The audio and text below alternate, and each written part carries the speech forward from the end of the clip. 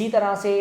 Acne में हमने इन चीज़ों का तो ख्याल रखना ही होता है, लेकिन जब हमें डॉक्टर ट्रीटमेंट देता है तो हमने ये चीज़ माइंड में रखनी है कि एक्नी का जो स्टैंडर्ड ट्रीटमेंट हमारी बुक्स में रिकमेंडेड है वो 6 मंथ्स टू 12 मंथ्स है। और ये एक बड़ी रीज़न बनती है हमारे लोगों की पुअर कंप्लाइंस, क्योंकि हमें आदत होती है बहुत सारे लोगों को कि हम जब बुखार चढ़ता है तो हम कोशिश ये करते हैं कि हमें टीका लगे और हम अगले दिन ठीक हो गए अपना काम करना शुरू कर दें। एक्नी में इसी चीज़ को कैश करते हुए मैं कहूँगा बहुत सारे नॉन डर्माटोलॉजिस्ट और इवन नॉन डॉक्टर्स वो इंजेक्शन भी लगाते हैं और उन इंजेक्शंस के साइड इफ़ेक्ट्स के साथ फिर हमें पेशेंट विज़िट कर रहे होते हैं। इसी चीज़ को एक्सप्लॉइट करते हुए बहुत सारे सैलून में लोगों के फेशियल कर दिए जाते हैं एक्नी के नाम के ऊपर, और डिफरेंट टाइप की क्रीम्स लगा दी जाती हैं जो बजाय फ़ायदा देने के उल्टा नुकसान कर रही होती हैं। सो मेरा जो प्राइम मैसेज है इस वक्त वो ये है कि समझें इस चीज़ को कि acne is not just a cosmetic problem, it is a disease, it is a dermatological issue, और हमने इसकी कॉज को फाइंड आउट करना है, फिर हमने इसका ट्रीटमेंट करना है। और हमेशा हम पेशेंट को बताते हैं कि इसका इलाज तसल्ली तशफ़ी के साथ करना है,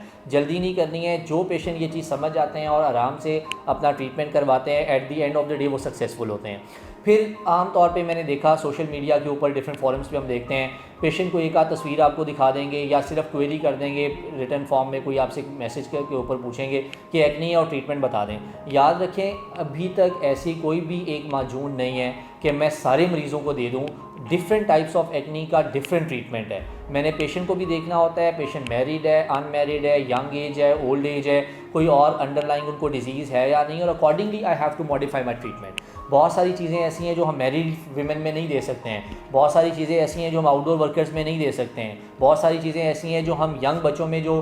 12-14 ईयर्स और 15 ईयर्स की एज तक है उनको नहीं दे सकते हैं। तो ये याद रखें, ऐसा नहीं है कि अगर आपकी कज़न ने या आपकी फ्रेंड ने कहीं से ट्रीटमेंट करवा लिया और वो ठीक हो गई है तो इसका मतलब है कि उसका ट्रीटमेंट आपके लिए भी इक्वली इफेक्टिव है। बहुत सारे लोग ऐसा करते हैं और at the end they end up in some problem.